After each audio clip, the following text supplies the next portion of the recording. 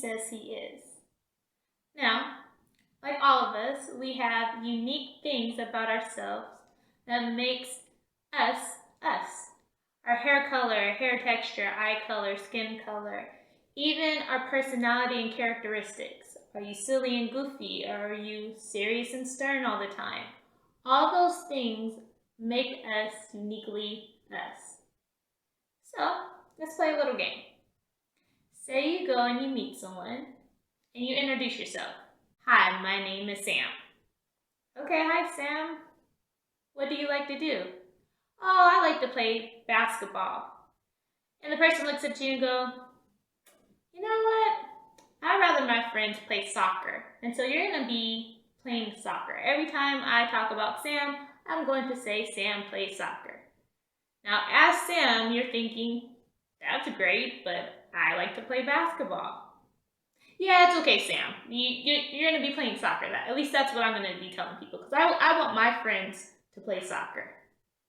Okay, well, tell me, what kind of food do you like? Oh, I really like Mexican food. I think Mexican food is my favorite. You know what? Mexican doesn't really work for me. You know, when I meet new people and when I have friends, it's really important for me that my friends like Chinese food. So you're going to like Chinese food. So you're Sam, you like soccer now, and you like Chinese food. And Sam's like, yeah, but I'm still Sam, and I like Mexican, and I like to play basketball. Now think about how outrageous that would be if that happened to you when you first met someone. Every time you tell them who you are, how you are, what you value, they look at you and go, but no, that doesn't work for me if you're going to be my friend. My friend needs to do. That sounds crazy. Now, how much crazier is that idea when we apply it to God? God says, I'm this. And we look at him and go, you know, but my God wouldn't do that. That's great, but I'm the only God. Yeah, but you know what then maybe there's just like more gods and then I can just decide what God I want. Yeah, but no, there's only me. Yeah, but I don't really like what you have to say about like this part, like giving up this part or that part. Yeah, and that part about you wanting this and that or being this and that, it just doesn't sit right with me. It's not really what I want my God to be. It's crazy. So let's see what God says about himself. And it doesn't matter what you think or you feel, because Sam likes basketball and Mexican food. You can run around all day and explain to people that your new friend Sam likes soccer and Chinese. That did not change anything about Sam. He's still who he said he is.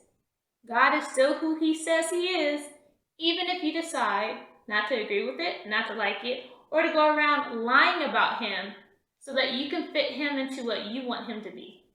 Let's see what he says about himself. When I turned to see who was speaking to me, I saw 7 gold lampstands, and standing in the middle of the lampstands was someone like the Son of Man. He was wearing a long robe with a gold sash across his chest. His head and his hair were white like wool, as white as snow, and his eyes were like flames of fire. His feet were like polished bronze, refined in a furnace, and his voice thundered like mighty ocean waves. He held 7 stars in his right hand, and a sharp 2-edged sword came from his mouth, and his face was like the sun in all its brilliance. He is who he says he is. He says he's holy. He says he created the world. He says he created us to worship him, to be a mirror of what he does in heaven. He says a lot about himself in the Bible, but yet many people pick and choose what they like about him or reject it altogether. My prayer for you today is to get out of your own way. If God says something about himself, it's true. He says, God is truth, and let every man be a liar. So, Yes, I can sit here and fight it. Okay, no, God, I'm not a liar. Okay, I know more than you. I've been around longer than you. I know more. Or you can go, you know what? God says I'm a liar, so I'm probably a liar. And whatever he says about things is the truth. So unless I'm speaking what he's speaking, then I am lying in that moment. No matter how much I feel, how many times I've said it, how many times I know it, who else can agree with me or back it up? If it's not in line with his truth, I'm lying. So when I start making up characteristics for God based on what I want to happen, or more specifically, what it really is many of the times is I want to feel good about what I'm doing. And so I make my God fit into that. So then not only do I feel good about what I'm doing, I feel like God is also pleased with what I'm doing. Instead of saying, you know what, this is a jacked up part about me, this is not pleasing to the Lord, I need help in that area. That's why he gave me his son and his son's blood, redemption power, victory, the Holy Spirit, all that good stuff. So I can live out what he told me I should live out so that I can receive him and know him the way that he says he is and how he wants to reveal himself to me. It's not up to us to decide who God is. He's already spoken on the matter. Now the question is, are you going to believe it or not? I'll let you and the Holy Spirit and the God of all creation work through that. But my prayer is that you accept who God says he is.